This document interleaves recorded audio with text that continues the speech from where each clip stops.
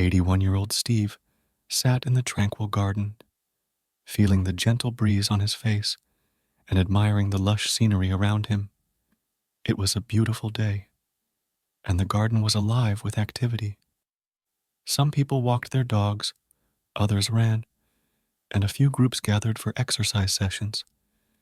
He was waiting for his wife, Emma, and his son, Michael, who had gone to buy some refreshments. As he sat there, lost in his thoughts, a young man approached and sat down next to him. The young man had a friendly smile and a warm presence.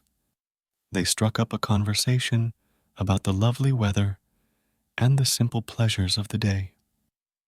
Something about the young man made Steve feel at ease, as if they had known each other for years. Gradually, Steve began to open up about his life. He shared details about his health issues, something he rarely discussed with strangers. The young man listened attentively, offering kind words and understanding. Steve was surprised at how comfortable he felt talking to him. The young man, in turn, shared his own story. He revealed that he had been born with a rare genetic condition, but had miraculously healed over time. His story resonated deeply with Steve, who found himself thinking about his firstborn son, Perry, who had also been born with a rare genetic condition and had passed away at the age of 20. Steve suddenly went into a severe coughing fit as he talked about Perry. The young man quickly helped him to a nearby sheltered rest area, gently laying Steve down on a long bench and using his backpack as a cushion.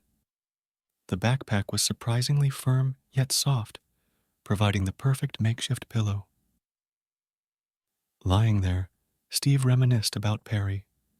He remembered the joy Perry had brought into their lives and the difficult moments they had endured.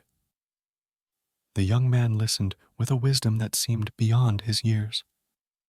He shared his own experiences of loving his family deeply, despite being unable to express it fully during his illness.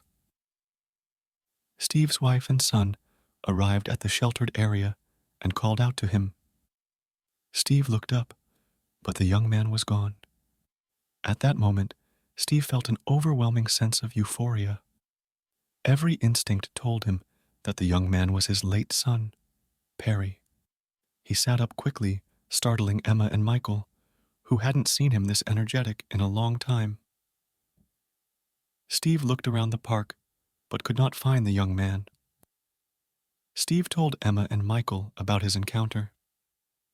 He said he felt very comfortable with that young man and was strongly reminded of their dearly beloved son and brother, Perry.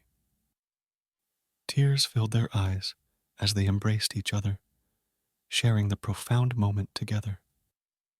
After they calmed down, Steve mentioned he needed some water, and Michael went off to buy some.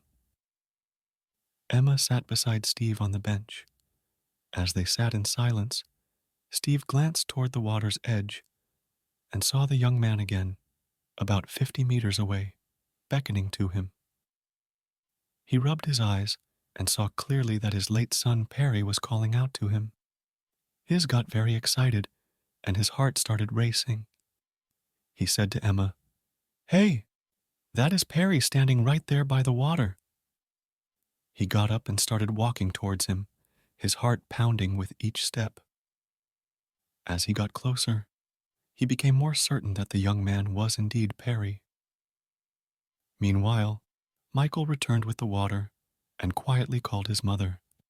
They both watched Steve, who was now sitting on the bench, his eyes closed and a peaceful smile on his face. Emma said that she had heard Steve call out, "Perry," but she thought that he was dreaming.